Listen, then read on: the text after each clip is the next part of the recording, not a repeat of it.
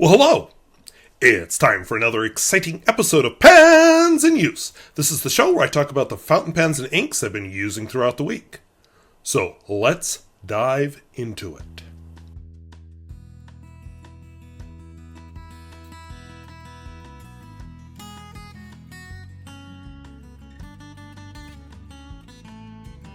If videos like this interest you, where I talk about fountain pens both new and old, and at all price points, I would invite you to subscribe. And I got a couple of little things we're going to bring up at the end. Some of it is some upcoming video, and some of it is just a little update on my life. So let's take a look at some pens. So these are the pens I've been using this week. From left to right, I just had to ink this up. I have my Stipula Etruria, which I'm going to do a video on this one soon where we revisit it. I've had kind of a love-hate relationship with it. Right now, we're doing a little bit of love. Let's just check the autofocus here. This one looks out of focus, but this all looks sharp, so I'm not sure what's going on with that. But any hoosers. Whoops. And I just told it to focus somewhere else. Get me out of this menu before I screw it up. Okay. Anyway, Senator Regent, sorry, I want to say Scott, but it's not Scott. A Swan, maybe Todd, 3240. Aurora Optima. We have a Garant Alkor from East Germany. We have a Montblanc 332 from Germany before there was an East and a West Germany. Lamy 2000 from Germany after there was an East and West Germany. A Reform 4000 from West Germany. And we have a Pilot E95S. And yes, there is one more pen here than you are used to. I'll get into why when we get to that part of the video. Anyway, as always, I'll be doing this in this upside down cognitive surplus theory notebook. So I'll tell you what's going on with the exposure. I had the ISO wrong last week. Now, as far as autofocus, you see it's doing that? We're still fighting over that. It wants to hunt, because it's supposed to, as you'd bring something closer, it says, oh, I better focus in on that. But then when something is sitting still, it's like, I'm going to hunt. What if it's further away or closer? I don't know what to do. Oh my gosh. So we're still debating on how sensitive that wants to be. So for those of you worried about my camera, the camera I was using that I was successful with wasn't being so successful because I had several episodes of Pens in Use that were filmed and then filmed again because, well, it didn't record anything. I got tired of that. And you might not remember this, but there was a time when that camera was new and I went through a whole learning curve with that camera as well. And yeah, if I set the ISO and the other settings correctly, this looks just fine. But we get this hunt that's going on. And so camera and I are still discussing how sensitive that needs to be. And sorry, you have to come along on the learning curve. That has bothered several of you in the comments, so I just want you to be aware that it's not that I'm not trying, it's just a learning curve for me too. All right, let's write. All right, so this is the August 15th edition. Again, it's hunting a little. I'm working on that. But once I start moving, now I want it to, look at the pen. I want it to be able to zoom in on the beautiful details of this finish. The leaves. So this is my Stipula Etruria Prisma something or other Magma edition. Done under love-hate type relationship. I think it's beautiful. But what a pain in the ass it was getting this pen actually right. And, of course, it has T-Flex, which if I hold still will come into focus. It says a titanium nib.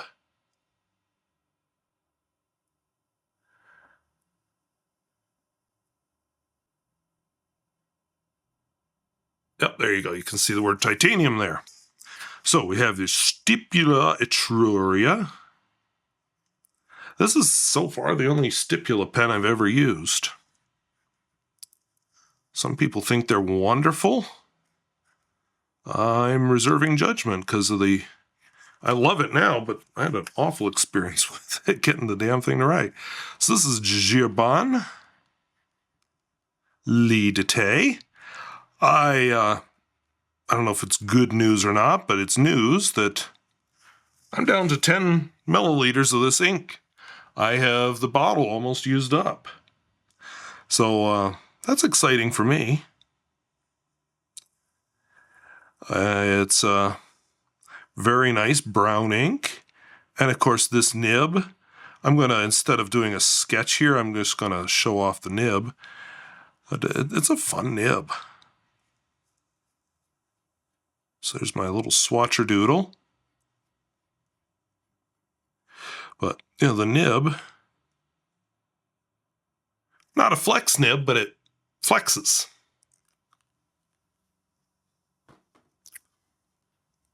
This one, I actually gave one of these away in a contest a few years ago. This is a Senator Regent. Yeah, I did a drawing a few years ago.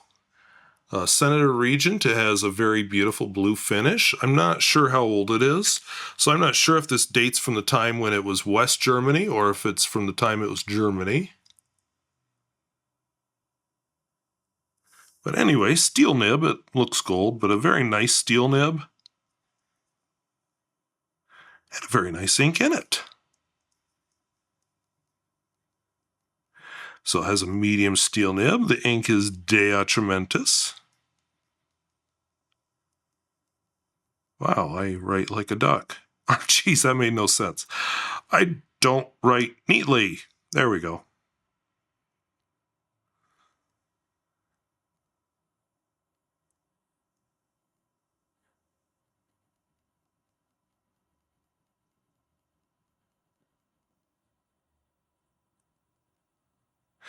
So it's a scented ink. It'll be a while till I use this bottle up, but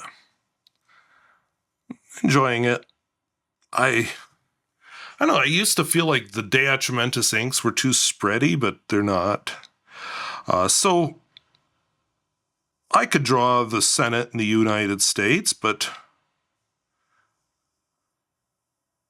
they share a building with the House of Representatives. So I'm going to draw a very bad version of not the legislature in the United States, but the legislature, well, the Capitol building, let's say, in North Dakota, because the governor has his office there and so does the state Supreme Court. What? You didn't know that the capital of North Dakota is a great big box? Yeah, it's a 17-story skyscraper built in the 1930s. I was going to walk around the Capitol grounds while I was taking my class, but weather got in the way, so I didn't end up doing that. And back to school shopping got in the way the other night, so didn't get around to filming it. But look it up. It's a box. There's a couple states with their capital is like that. All right, this is a Swan, maybe Todd, a 3240. Here we have the information. See, one of the things I've learned with... Oh, self-filler. One of the things I've learned with this camera is how to get lighting on parts like that. Put the lights up higher. And we have... And don't put your hand in the way of the light. There we go. And we have a cursive italic nib. I don't think I can... Yeah. If I get it this close, it's not... Even if I can get autofocus to work, it's not going to be lit. It has a very surprising macro ability, which is why I bought it, but it doesn't... It's not easy to light stuff when it's that close to the camera. But anyway, Swan. Not a lot of flex to this nib, maybe a little.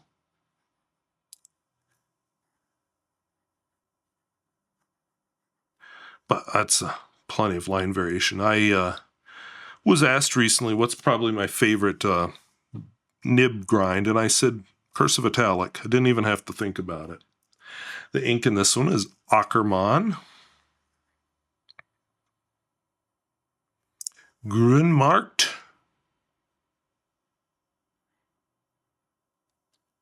Smaragd. There's a G in Smaragd, didn't you know that? And we'll do our little swatch.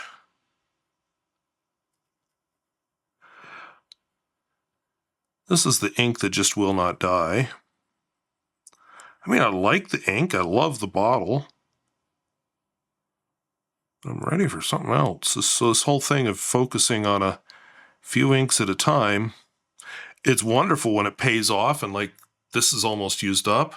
I'll have a story about my black ink here in a couple minutes, but same time,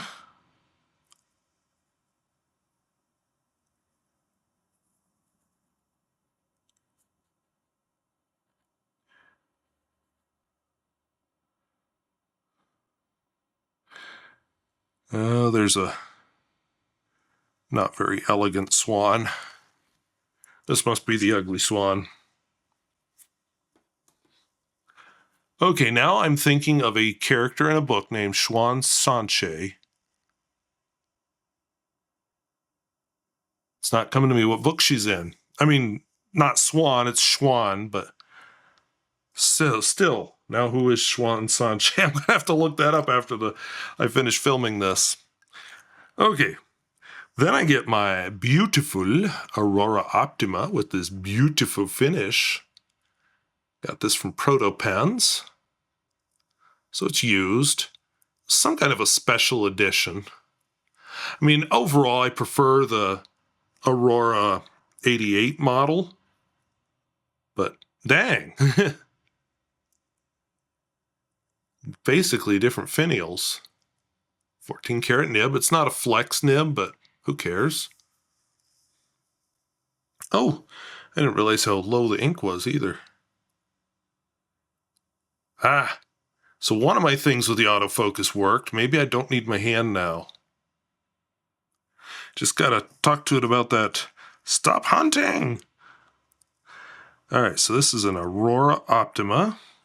Through most of the time it's been inked up this time. It would always start writing kind of dark. Then it would quit writing, and I'd have to get the ink going again. And then it would write like this. And somewhere about midway through using up this fill, it just started working wonderfully. So I think there was some other ink in it that just didn't play well with this ink. And once that other ink was finally cleaned out, this pen could perform the way it was always meant to perform. I enjoy this pen. One thing with this particular ink is you want a broader nib. Like this is a medium nib. That's probably about as fine as you want to get with it. Oh, let's see. Yellow sunset. What do I want to draw a picture of? Let's draw a slime mold. Why? Because I have been noticing a bunch of articles out just lately about slime mold intelligence. Why am I drawing it with this ink or this pen? I don't know, except I'm remembering a picture of a yellow slime mold as I was like, what am I going to do for a picture? So there you go. Slime molds are cool. They've got their, they've got like multi-nucleuses. The whole thing works as a group. Sometimes they split up. They hunt things down. Some of them hunt nematodes. They'll go through mazes. You know, it's just very interesting. If you're a fan of The Last of Us, you know, that's about a fungus that attacks humans. This is my Garant Alkor. I enjoyed that show. I haven't seen the second season. I enjoyed the first season. So we'll see. You know, I got rid of I had a streaming subscription to the channel that actually had that show. And I'm not convinced that there's enough shows on that channel to be worth it. But maybe it's now being sold to others that that I still kept their streaming. Because, yeah, last summer I unloaded stuff. This summer I've spent more time unloading things I'm spending money on. Yeah, you just have to do that from time to time. It's easy to build up, a lot of subscriptions and be like, well, which one of these you're actually using there? And then take a look at them and say, oh, yeah, you're not getting your $8.99 a month or whatever your subscription is out of that one. So, not massive savings, but savings.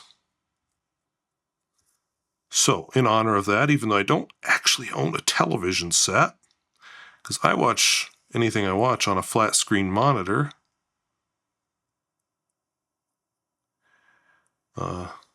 I stream it, we'll put a TV set right into the slime mold.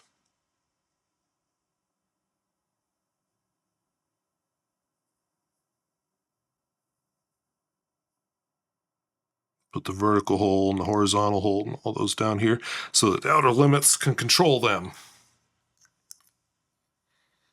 There is nothing wrong with your television set. Maybe I should say that when my camera does weird autofocus things. Okay, we control the autofocus on your television. From what I see on my analytics, a lot of you actually watch this on a cell phone. So this is, upside down, Montblanc. Yeah, for those of you who think I have something against the brand, there you go. Bird splat and all. I had that one upside down. I don't have a problem with Montblanc. I'm just not that interested in their modern offerings. Okay, now autofocus doesn't know what to do. We'll help it. There we go. So yeah, another pen that's almost empty. Oh, we should look at the nib too while we're here.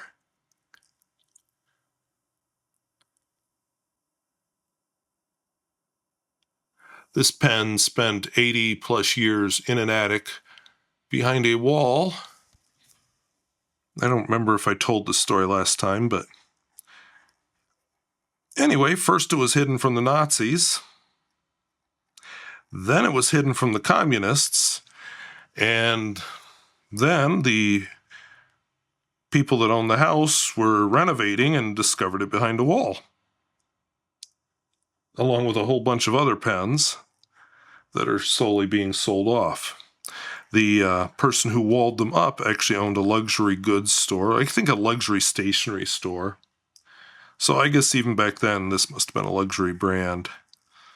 And saw the writing on the wall with the Nazis coming, and so hid them. And then with the communists, he's like, no, we're not going to let anybody know that I've got these. Yeah, now that I say that story, I feel like I did tell it last time. Let me just look. I don't think I'll be telling it again because I'm almost out of ink in this pen. Yeah, I did tell this story because there's my drawing of the wall with the case, I guess, in it. I don't know what that's supposed to be. So since it's the 1930s, when this was hidden away, let's draw some lath.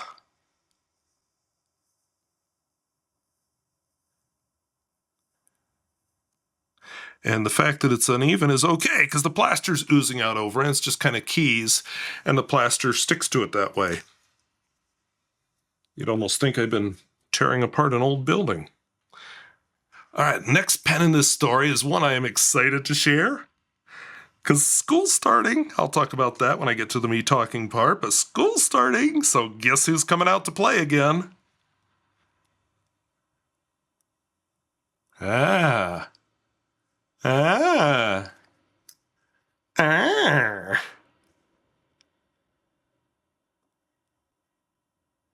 Most beautiful pen in my collection. Okay, that might be taking it too far, but I do like it a lot. Lamy 2000. What's going on with this? Mr. Squirrel, that ain't black. You're right, it's not black. So crazy story about that. My bottle of Delta Black that I've been using all summer is almost empty. I'm going to devote the remaining handful of milliliters in it to pocket pens during this fall while I, go hiking and stuff. And then I had my bottle of Pelican Black here at home. And I filled this pen up from it, and I'm sitting there trying to write with it. And I'd get like a line, and then it would stop. So I'd get the ink flowing again. I'd write for a while. It would stop. I'd write again for a while. It would stop. And I tried all my various techniques to get a nib flowing because I'm just like, well, what the heck? This pen has never been a problem. Neither is this ink. So I filled it up. I just finally decided, well, I'm just going to flush it in the bottle, refill it. And so I looked at my nib when I pulled it out. So we'll just draw the nib part. So here's my nib. And it was a little black stick sticking down like this. And I hope to hell that wasn't stuff in the bottle, because there is fungus that will sometimes grow in ink. But it might have been. So I gave the pen a good flushing with ammonia, which hopefully killed the stuff. That was a weird noise. But I've got all my windows open, so it's probably something weird outside. Anyway, I hope it wasn't stuff, but it might have been. So anyway, I flushed it with ammonia several times, flushed it real good, and looked around. I said, oh. So I have a couple milliliters of Delta Black, which I'm going to use up soon. And I have those two bottles I told you about of black that I don't like, the Califolio and the whatever the other one was, Rohrer and Klingner. I said, I don't want to use them. I didn't like them the last time I used them. I don't have any other bottles of black ink at home. I am a little nervous about what my 1 liter bottle of Pelican Black that's at school looks like. So I thought about it and thought about it. I'm going to order a bottle of black ink. What will it be? Well, you'll find out after I use up this blue black. But then I also got to thinking, what if I just keep using blue blacks for a while? Is there anything wrong with that? And no. So who knows? I may just use up my blue black and then order a bottle of black ink. And you'll just have to wait and see what it is. All right. This is my Reform 4000. And that's a way to get through several bottles of ink too, is use them in this pen. So far, I haven't minded too much. But then again, I'm writing with the most awesome pen ever. So this is Reform 4000, and it has a vintage Bach nib. So if you like flex, check out, oh, I've got bad shadows in that way. Let's try it this way. I've got, I recommend the vintage Bach flex nibs that are gold. Can I get this close? When I not zoomed at all, it does very nice macro, but I am zoomed a little too much. So anyway, this is the Reform 4000. The ink in it is De Atramentis. Red Roses. Probably will not be correcting any papers with this. There is some research about how, red just looks really hostile to a kid's eyes, and whereas dark red looks more refined. So, if the color ink I'm using gets in the way, then why not just change it? I don't do check marks when I grade. When stuff's wrong, I just do one of these. Or more often, I'll circle the question number and then I'll write some kind of a comment. Because, what's the point unless you're doing a little bit of feedback? Okay, my last pen. Since we got nice weather here until probably, August will be hot. September is usually nice with some cold days thrown in. And the first bit of October, depending on the year, can be nice. Sometimes most of October's nice. So I'm going to try using up the rest of my Delta Black in pocket pens, like this pocket pen. So this is a Pilot E95S. After my class in Bismarck, I had to refill the pen. And I really like this pocket pen. I prefer it. Okay, hush, Kaweco fans. Just cover your ears for a second. I prefer it to the Kaweco Sport. I do realize that it's not custom, is it? It's just E95, right?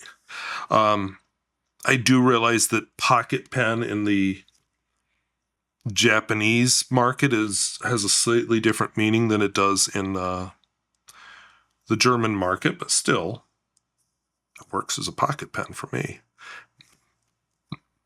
Part of the reason I like it is because, it's a slip cap, and when I do a pocket pen, usually I'm not doing long writing sessions where it's okay to screw and unscrew, or like with the Kaweco Lilliput, unscrew it from one end, screw it onto the other, and then write your quick note, and then unscrew it from the back end, screw it back onto the front end, Slip, and we got this one going. So let's draw a pocket.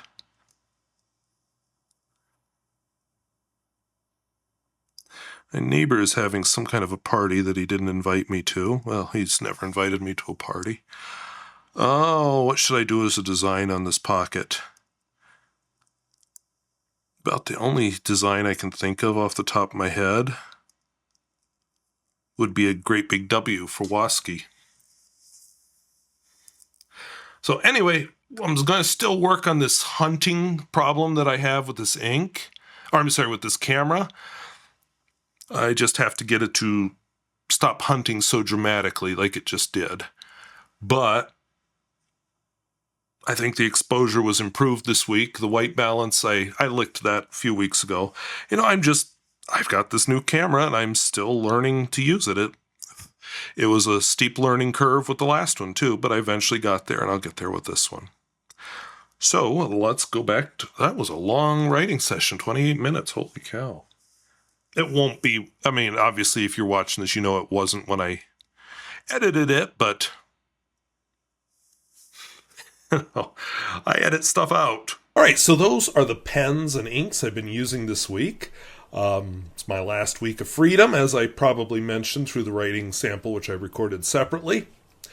But, school's about to start. School is about to start on Monday, the 18th, I think. Get a full week of school to kick us off, and that's okay. Some people have this philosophy of ease back into it just gently. And I just think, rip the Band-Aid off. 2 weeks, then Labor Day vacation, and, So, good and bad. So I'll tell you one of the exciting things that almost happened to me, and thankfully didn't. And it actually plays into a video I have had on the back burner for about a year. Just haven't felt ready to do it. But last summer, I outlined a video on the teacher shortage. And then I kind of talked myself out of it, thinking, well, okay, there's a shortage in a few places, but is there really a shortage? And how much of it is just people don't want to go into teaching? And or people that are in teaching that just don't stay with it. I kept questioning myself. So it almost affected me personally this year. I had, I don't want to name names, but there was a strong possibility that I and the other science teachers at my school would be teaching some of our classes both to our location and to this neighboring school. And this neighboring school wasn't like horrifically far away, but it was a good probably 2 hours to get there if you were to drive. By flight it would be less than 2 hours, but there's no real direct route from here to there. And they can't find a science teacher. So they're starting the year without a science teacher. The solution that they chose, instead of going with my colleagues and I, or me and my colleagues, I can't remember which way to grammar it, doesn't matter, was they decided to just do online science. Yeah, so their kids are going to get science through basically an automated school.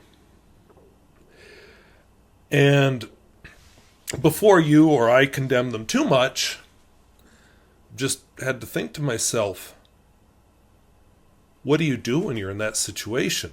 When you can't find a teacher? I don't care what the subject is. Science, art, music, math, English, voag, shop, whatever the subject, it doesn't matter. What do you do when you can't find a teacher in it? Maybe for some you can say, well, we can survive without an art teacher. Sure, our kids are going to be denied some opportunities, but but then, oh, sure, we can survive without a science teacher, so they do it online. It's no big deal. I mean, they won't get the lab experience, but it's okay. They can watch a video or something. Okay, so they won't have a math teacher, but, that we've got this online thing, and, they can email and ask questions if they need to. At what point do you say, And,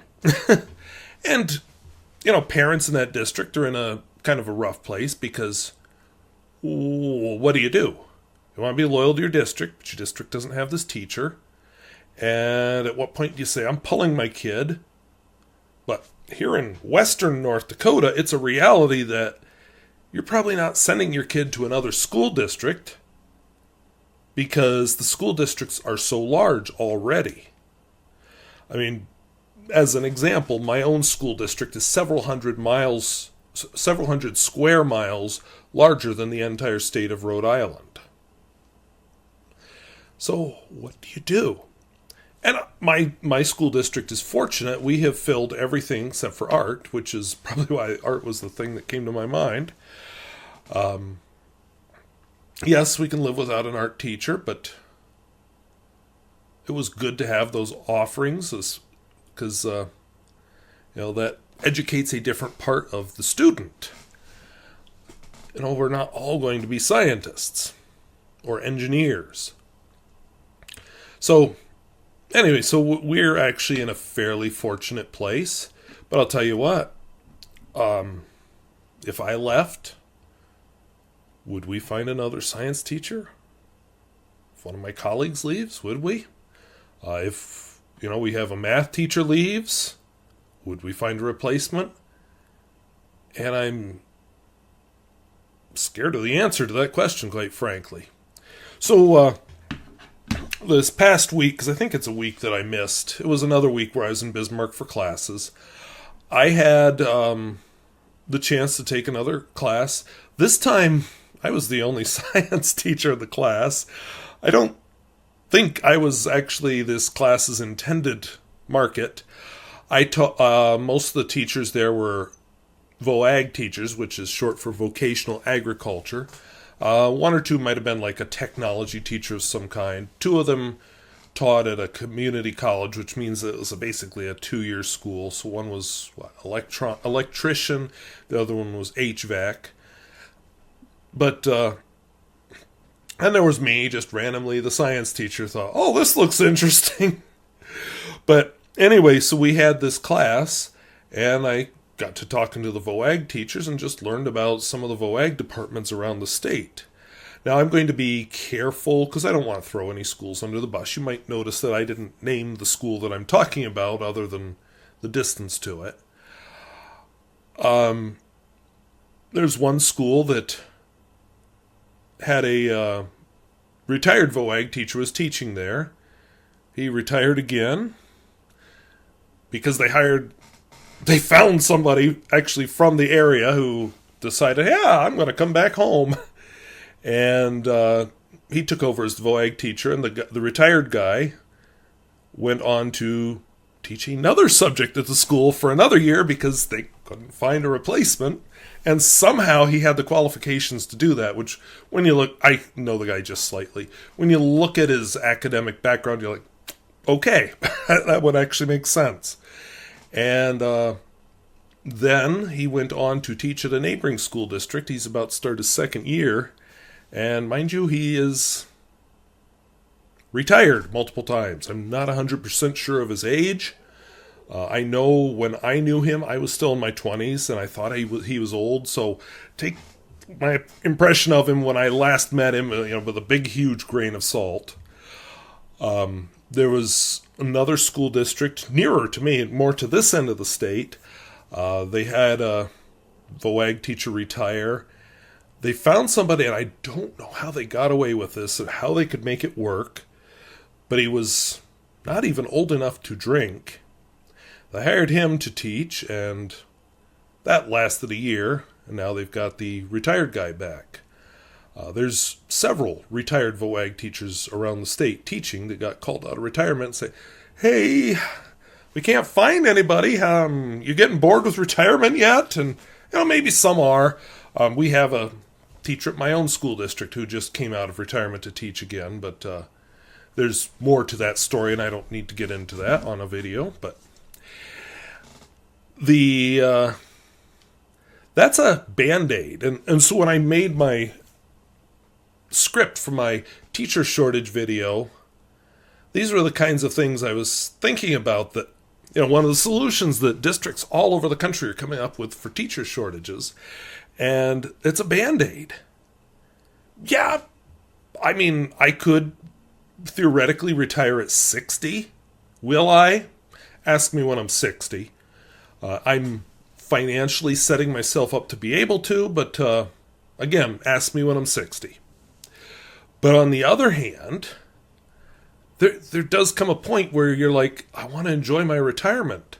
Or you get to a point where your health isn't really that great.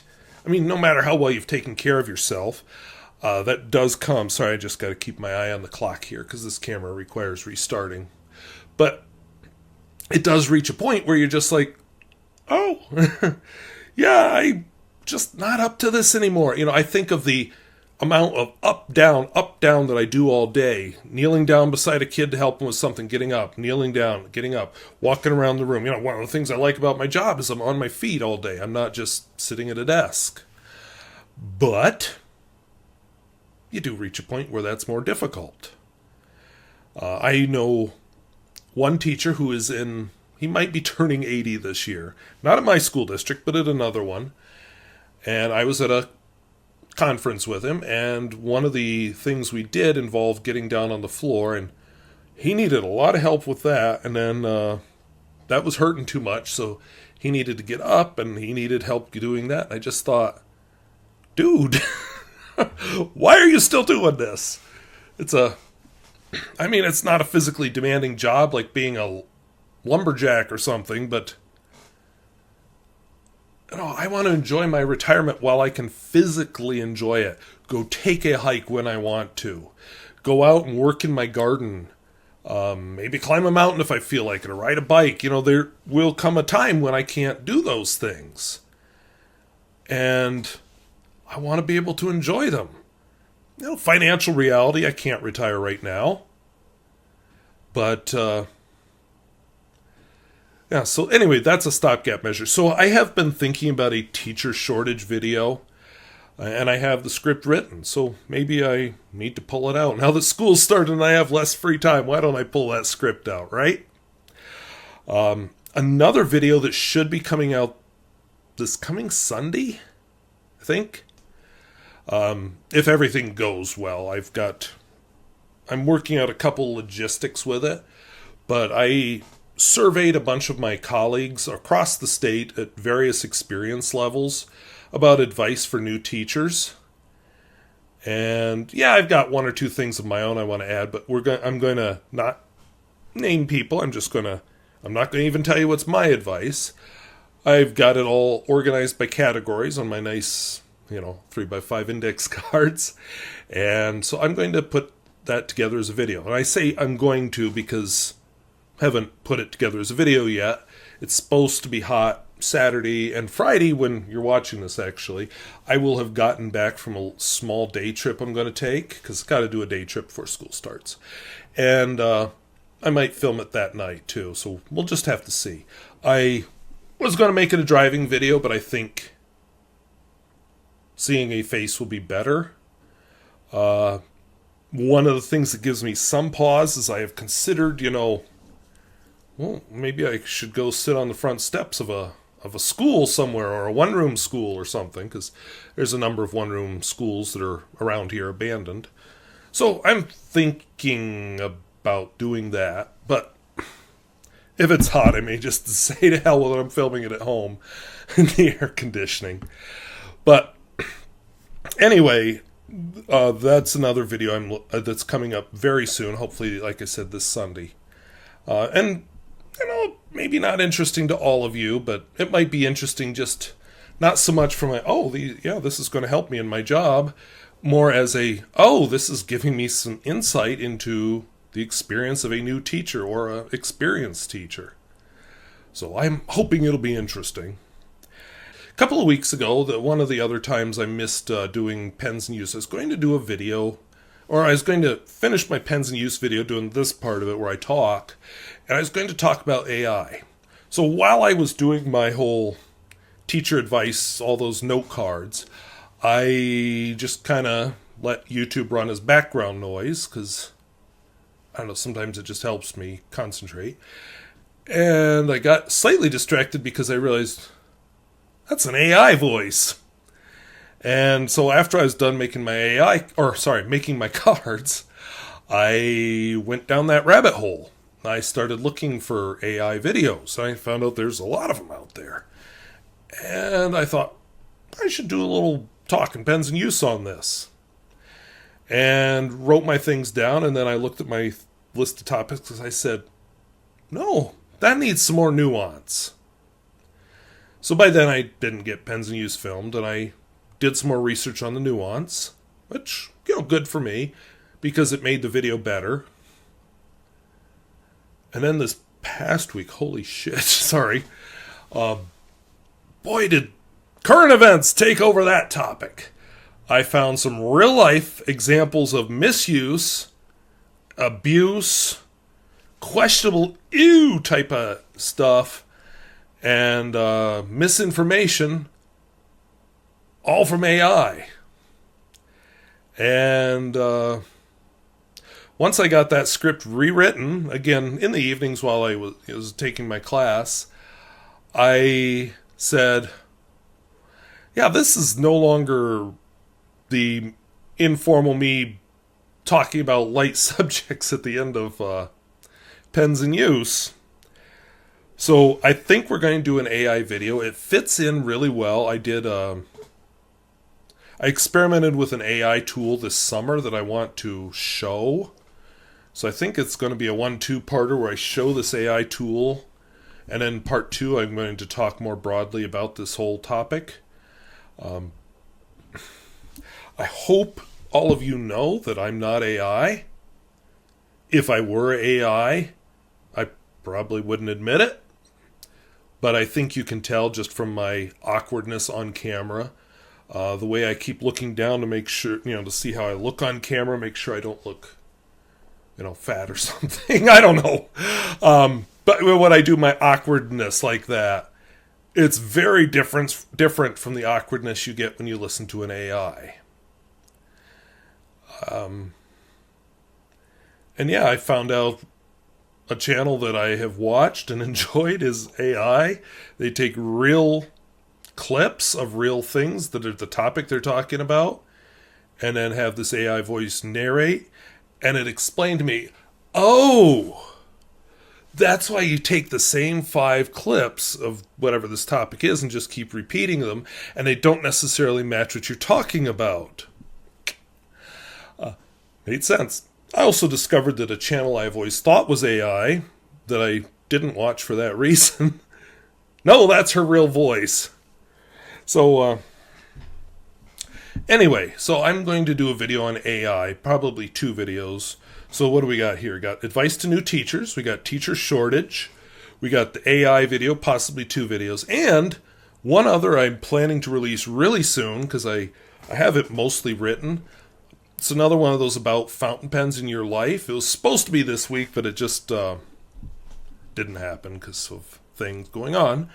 But I wanted to get a video in on index cards. Honestly, it won't be next week, first week of school. Not going to be that week, but probably in the next 2 weeks. I might wait till Labor Day weekend to film it, but it's coming. It's very soon. It's ready. It's outlined. I've got most of my examples ready. It's just waiting for me to film it. So that's what's going on with the channel. As far as exciting new pens to review, I have one.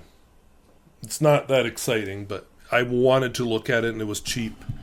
And I've got a few vintage pens over here. What's this? Is this one of them? Nope, it's not. Well, maybe. Yeah, this is one of them. So this is a Chinese pen. No, this isn't one of them. Never mind. I thought it was over here. Anyway, I've got a few pens sitting here I want to review. They're older pens. I do have a vintage Chinese pen. Maybe this is it. Yep, this is it. So I have a vintage Chinese pen I want to review. I could do some typewriter videos. I got stuff. And now that school's starting, I'll probably be more productive with the videos because I kind of set myself up like you're going to film Sunday because you don't have enough time other days.